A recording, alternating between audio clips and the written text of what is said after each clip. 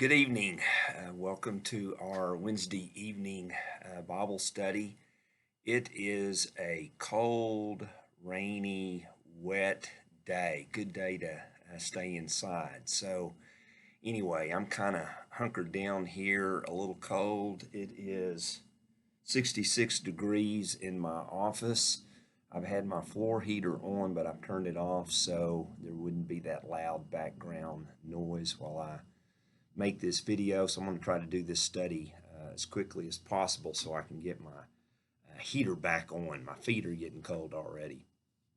Anyway, it's good to see those of us who were able to attend this past Sunday as we reopened our worship, Sunday morning worship here at the building. And I hope to see another good crowd this Sunday as well as we continue our study of the book of Revelation. This evening, I want to go back and look at a few things from Revelation chapters 10 and 11. Let me begin by quickly reviewing some of the material that I covered Sunday morning, just to kind of set the stage and remind us of what is going on here in chapters 10 and 11. A second cycle of visions began in chapter 8 and verse 6 as seven angels prepared to blow seven trumpets. And the second cycle of visions that John will experience is not a chronological continuation of the first series of visions, the opening of the seven seals, but simply a recapitulation or a retelling of the same time period, simply at a more intense level. The message remains the same. Evil, that is Rome, imperial Rome, will be judged, and God's suffering church will be vindicated. So, John moves from the opening of seven seals to the blowing of seven trumpets. And in our lesson last week, we had covered basically the blowing of those first six trumpets. So we come to chapter 10 and verse 1, and just like we read between the opening of the sixth and seventh seals, where there was an interlude, once again, before the blowing of the seventh trumpet, there will be another interlude. And we will cover that in this lesson, beginning in chapter 10 and verse 1 and continuing through chapter 11 and verse 14. So we find a second interlude. A mighty angel appears before John, and he has a little scroll in his right hand. There are three possibilities as to the contents of the little scroll that John will be told, we'll see here in just a moment, to eat. It could be the same scroll as Revelation chapter 5, the one that has been unsealed and is now open. It could be a completely different scroll containing only what John will reveal for us in the remainder of chapter 10 and into chapter 11, that is the interlude. Or it may just be a parallel scroll to that first scroll that had been sealed with the seven seals, which contains the visions of chapters 12 through 22. I tend to lean toward that second understanding, that this little scroll, as it is described, that John will be told to eat, will actually contains the contents of the interlude that is the measuring of the temple and the two witnesses that we'll get to here in just a moment. Seems to me that might be the best approach to understanding the contents of this little scroll. He also hears in verse 3 the voices of seven thunders. And when the seven thunders speak, he was about to write down what he had heard them say, but he is told to seal up what the seven thunders spoke. And that might be the idea of not to reveal, of course, the contents of what was spoken, that these are judgments that will not be carried out at this particular time. It may signify a time of no more warnings, no other opportunities for people to repent. You can go back to Daniel chapter 8 as well as Daniel chapter 12. And there, Daniel is told to seal up what had been revealed to him. Regardless of what that might imply, in verse 8, John is told to eat this little scroll, and it tastes very sweet, but yet when it gets to his stomach, he experiences a bitterness. And there's a lot of debate as to the significance of this sweet, bitter experience that John has in eating this little scroll. Three suggestions are typically made. Salvation is sweet for the righteous, but judgment is bitter for the unrighteous. The call of God is sweet, but the rejection by people is bitter. Or it is sweet because Christians are protected spiritually, and that will be the lesson here in just a moment in this interlude, but bitter because they will still suffer persecution, maybe even martyrdom, may even die because of their faith in Jesus. Or it might be kind of a combination of all three of those explanations. John then shares in chapter 11, again, I believe, the contents of this scroll that he has just eaten. There is the measuring of the temple in verses 1 and 2 of chapter 11. That seems to represent that the church will be protected, the temple, the inner security. The church has been given, being sealed by God. The outer court, perhaps representative of the outward vulnerability of the church to persecution, particularly to the original recipients of the book of Revelation, the persecution that they were beginning to experience and that would actually intensify within a generation or two.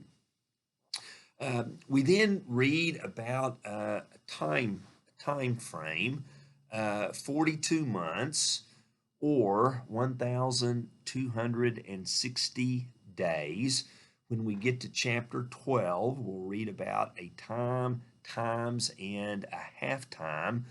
All of these time periods basically equal 3.5 years. These phrases seem to be symbolic of enduring persecution and oppression during Gentile domination, but also preservation, of course, by God of his people. Essentially, we might say it is the time from Christ's ascension until his second coming, or what we might refer to as the church age. So this measuring of the temple seems to represent a couple of things: God protecting his people spiritually, but also the reality that the church would face persecution. So then in chapter 11, verses 3 through 13, we read about the two witnesses. And this was the primary thought that I preached about this past Sunday, the last word on witnessing. And these two witnesses seem to represent the church as a whole, evangelizing, sharing their faith.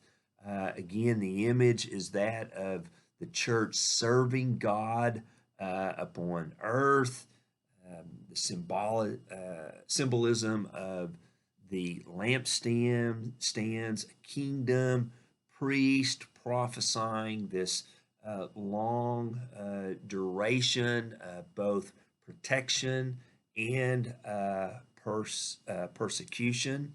And again, notice that these two witnesses are not delivered from martyrdom, but through martyrdom.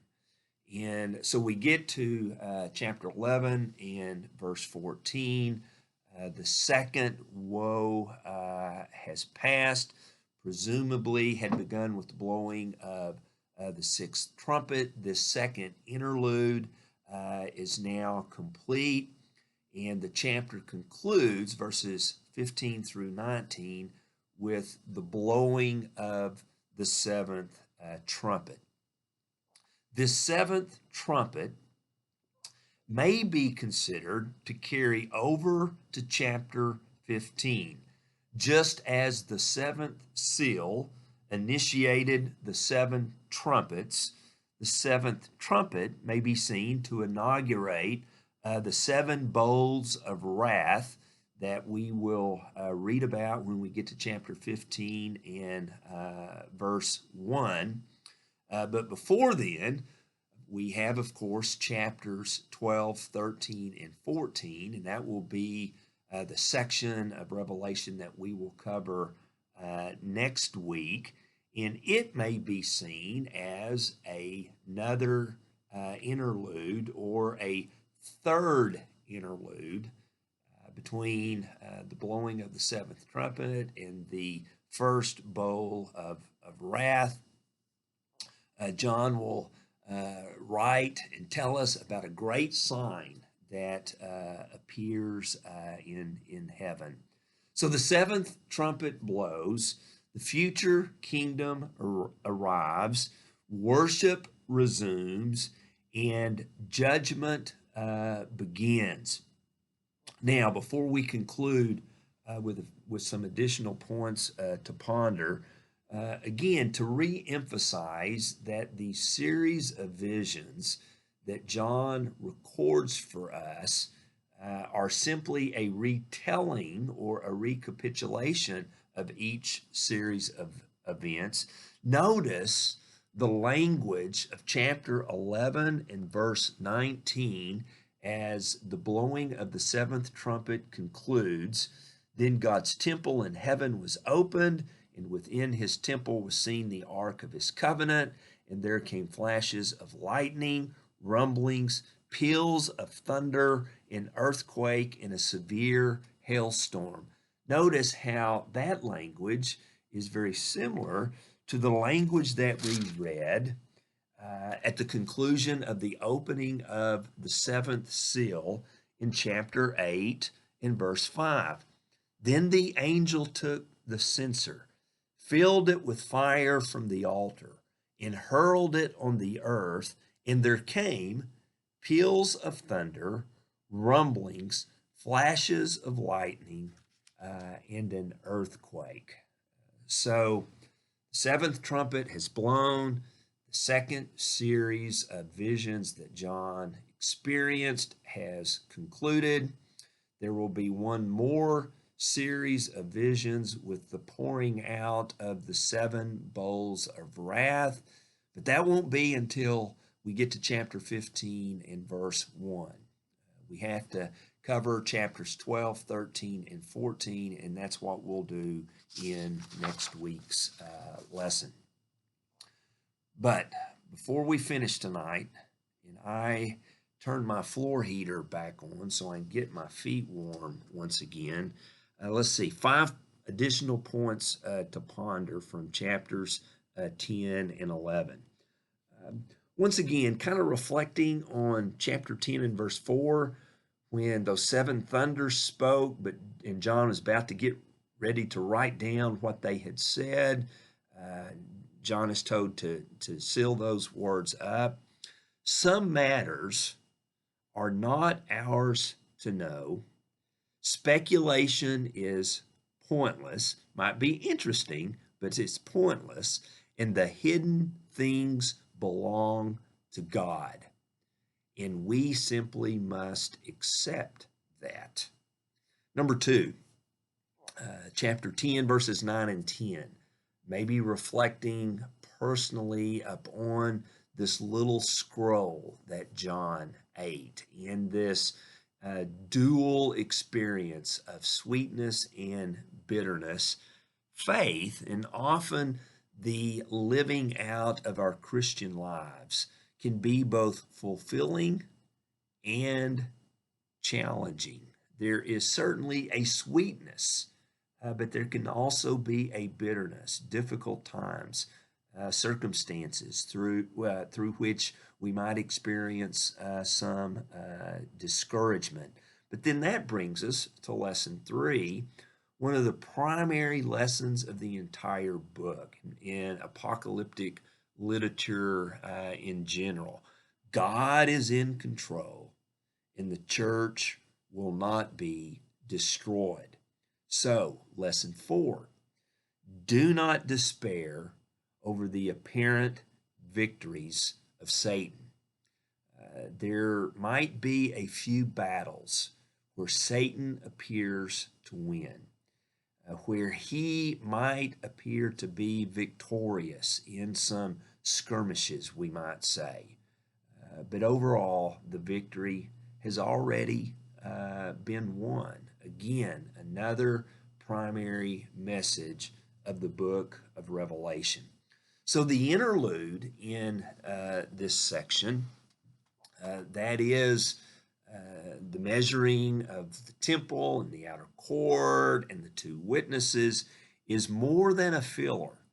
It describes the role of the church until Jesus returns. And our final 3 points are brought to us by the letter W. Witnessing, worshiping, and working. The 3 W's of what we are to be about as God's people each and every day of our lives. To witness about the Lamb, to worship the Lamb, and work towards the glorification of the Lamb in our lives. Hope you have a great rest of the week. According to my weather app, the sun returns on Friday. I'm kind of ready for that to get back outside a little bit, and hope to see everyone here at the building for our worship this Sunday morning at 9 o'clock. May God bless.